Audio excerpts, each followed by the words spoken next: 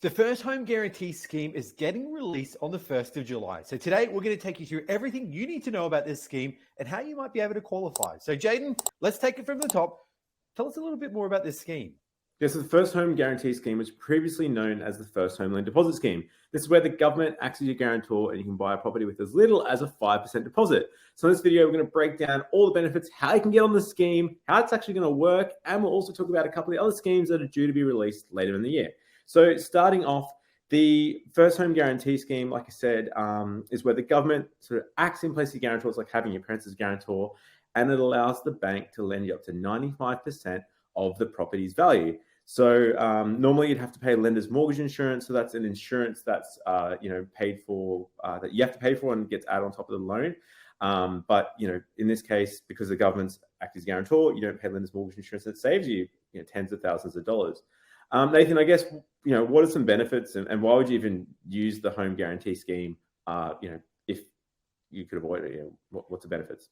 Definitely. Look, I think the first benefit is for a lot of our first homeowners there, it's very difficult to save up your deposit. So traditionally, without this scheme, the banks actually need a minimal deposit of 8 to 9% of the property value. Now, with this guarantee scheme, you can actually put in a true 5% deposit and you're good to go. So I think the first benefit is the fact that, one, you can get in with a lower deposit. And the second, as you talked about earlier, no mortgage insurance. That saves you thousands of dollars, and the mortgage insurance usually gets added on top of the loan, so you're actually paying interest on that. So I think two awesome benefits there for first homeowners out there if you can get under the scheme. Now, Jaden, I know there's a limited number of spots.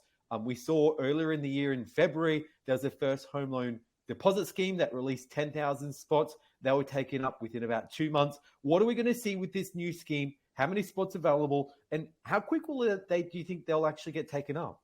Yeah, so previously it was 10,000 spots per financial year. The allocation has been increased to 35,000 spots.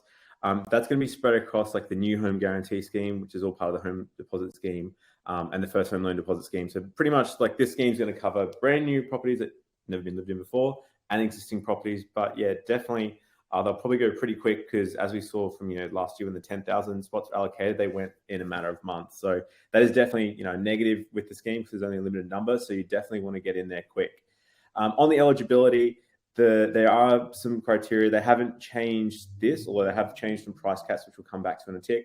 But as far as income, if you're single, you have to have $125,000 or less in taxable income for the financial year ending June 30, 2022. So it's coming up, obviously. So it could be a good time to actually talk to your accountant and see, if you're hovering around that, is there a way to kind of stay under it, obviously, to qualify for the scheme. And also couples up to $200,000 combined. The banks, or as part of the rules, they want you to see at least 5% savings that you put in and a maximum of 20%. So if you've got actually over 20% savings, technically you don't qualify for the scheme. You won't be eligible for it. So we have had people ask us that.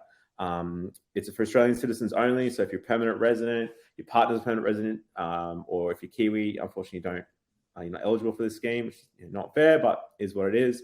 You need to be 18 and you need to be living in the property and moving in there and living it within 6 months. So this is an issue if you're buying a property that's currently tenanted and the tenants aren't moving out within the first 6 months, because it means you're actually not going to be able to get the schemes. I had this the other day with some clients that were buying a property, tenants were moving out in 12 months' time, and it meant that under the scheme, you can't qualify because you have to move in there and live in there within 6 months. The other interesting thing is that if you're buying as a couple, it has to be with like your de facto partner or spouse. Nathan and I couldn't buy together, couldn't buy with your parents, cousins, etc., or a sibling. So that's interesting. And I guess the other thing too, it's limited to only 27 banks. So, if you don't bank with them, we'll come back to that in a tick, you're not going to be eligible.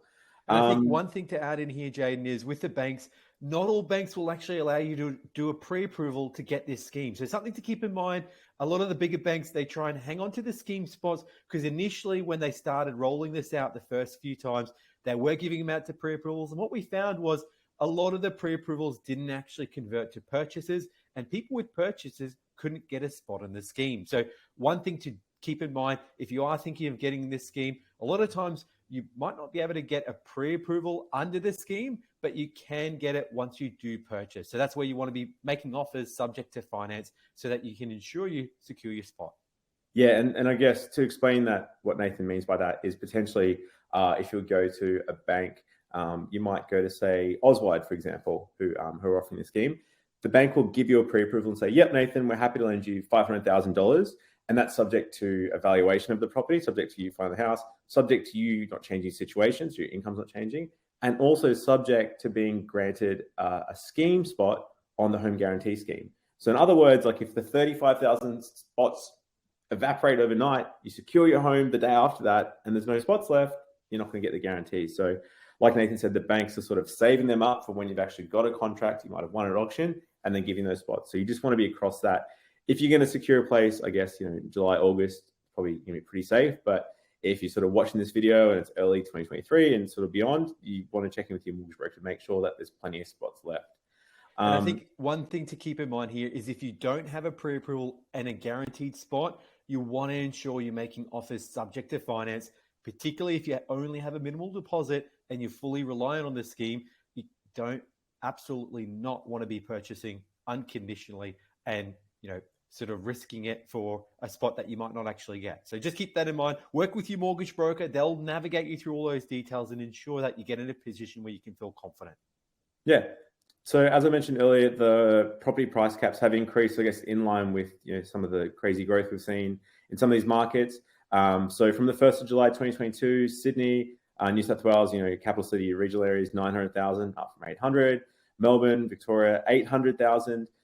Queensland, around Brisbane, Gold Coast, Sunshine Coast, 700. Perth is up to 600. South Australia, Adelaide, 600. Tasmania, 600. ACT, interesting, up to 750. So that was actually the biggest jump because, speaking to a couple of our clients in Canberra, 500 doesn't get you much at the moment. And in the NT, 600 as well. So I guess, Nathan, with some of these schemes, there are some issues with postcodes, I guess, within these areas. So you might be buying, like in inner city Sydney, Alexandria, Brisbane, maybe in Brisbane CBD. So how does that impact the scheme, even if you are buying these spots and you might be still eligible for a purchase up to 700,000?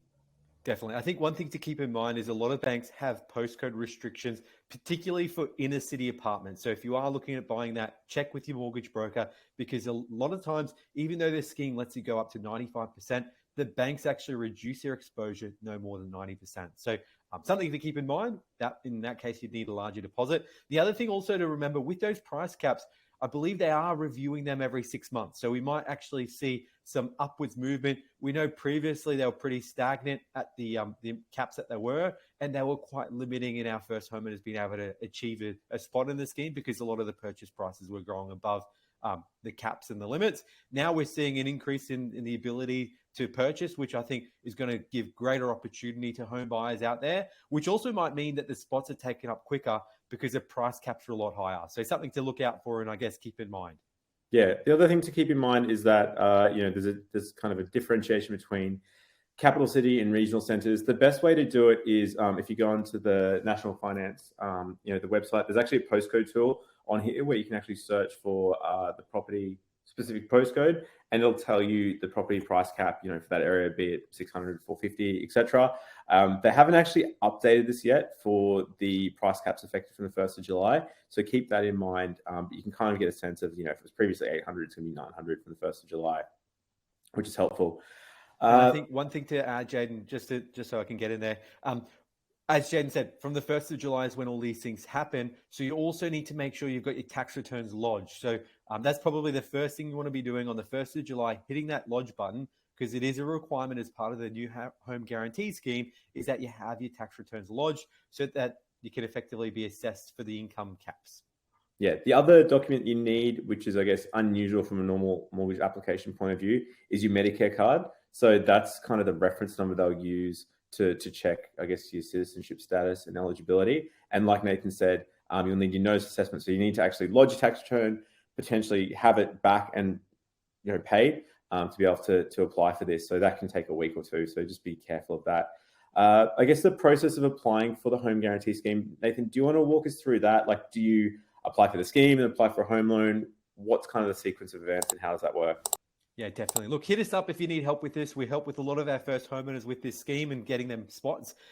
Typically, the process is pretty straightforward in that you need to get the application moving. So the mortgage broker would submit your application to the bank. The bank will assess it, and typically wait till it's conditionally approved, because the bank doesn't want to be giving you a spot in the scheme if you get declined. So typically the loan gets assessed. The bank says, yep, you're looking good.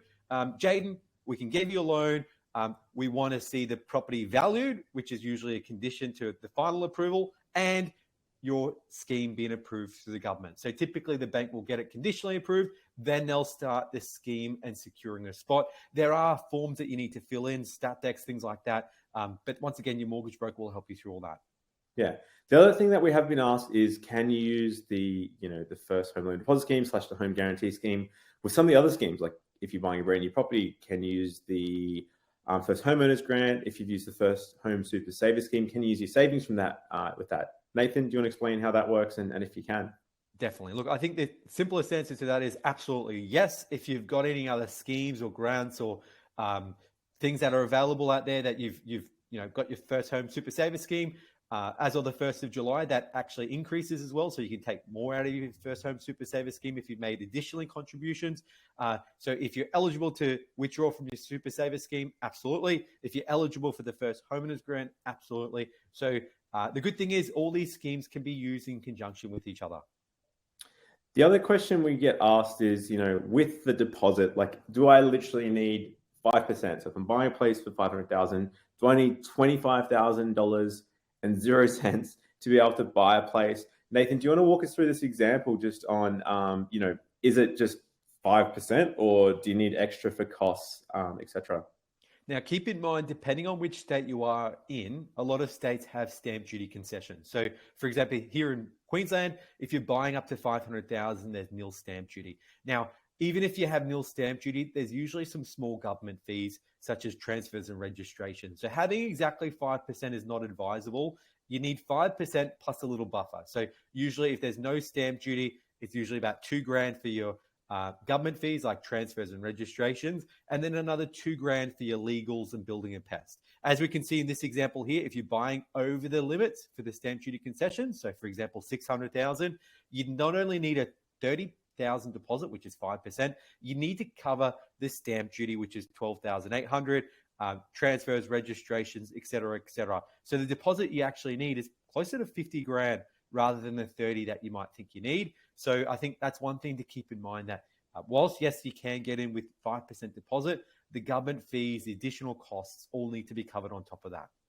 The other thing to keep in mind as well is with some of the banks, if you're putting in less than a 10% deposit, so if you're going for the minimum savings, they will want you to see the 5% savings, like say your $30,000, as genuine savings. So generally they'll want it to have sat in your account for at least 3 months to show that you've kind of been saving yourself progressively. There's one or two exceptions where, like, say you might have got a gift or inheritance of sort of $50,000 in this case, that just appeared in your account overnight. There's one or two of the lenders that do the home guarantee scheme that will consider things like your rental history to say, like, yep, Nathan's been a good saver. Like, he's been paying $400 a week consistently for the last 12 months. Yep, we get that he got like a $50,000 inheritance, and we'll get around that. But again, chat to your broker, check out if you're going to be affected by genuine savings. If you've got more than a 10% deposit, so you might have, I guess, like $60,000 in savings plus your costs, that would be okay in that example. Nathan, probably going through the costs, because it can be one of those things, and like, with buying your home, lender's mortgage insurance can just be the cost of buying a place, really. It's an opportunity cost.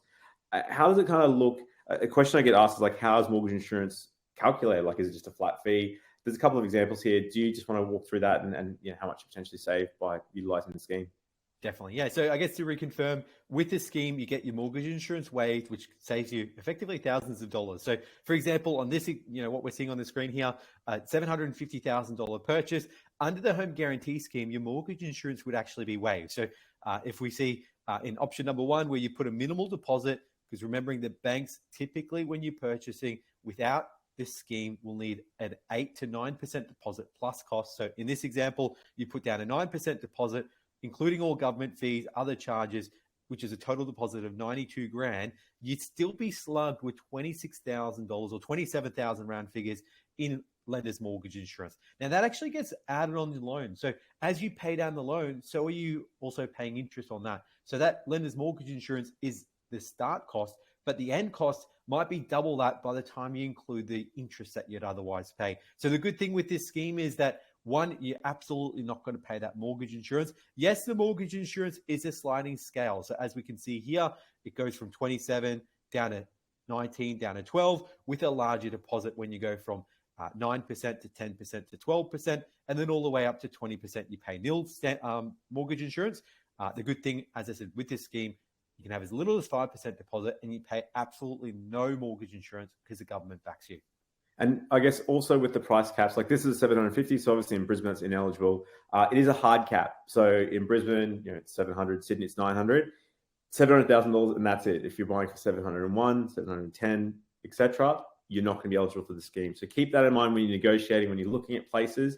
It can be tricky. It can create potentially more competition, especially like say in Brisbane, for example, we noticed that it can be pretty competitive if you're buying a place under 500,000, because at 500,000 or 499,000, the stamp duty is nothing. Over, you're starting to pay it on a sliding scale. So it can make a difference. So keep that in mind when you're looking at properties and even setting up your sort of search parameters. Nathan, talk us through the different lenders. Like you mentioned before, there's some lenders, ANZ, Westpac even, that just can't do this scheme. Even some of the smaller credit unions, Suncorp Bank, Bank of Queensland, etc. So who can do it, like at a high level, and how do you work out what they can do? Definitely. Look, so from the majors, NAB and CBA are the only majors that can do it. Then you've got a bunch of really small lenders. So it was interesting to see that, your St. George's, your INGs, the larger, smaller lenders, the second tier lenders weren't included here. So as you can see on the screen, you've got Police Bank, you've got Auswide, you've got Bank of Us, you've got Bank Australia. So you've got a number of regional lenders and smaller lenders that can assist. Your big two are CBA and NAB. What we do usually find is CBA and NAB spots are taken up quite quickly. And once again, the bigger banks don't offer pre-approvals. Some of the smaller banks actually will give you a pre-approval and allow you to secure a spot in the scheme. So this is, once again, where working with the mortgage broker can help.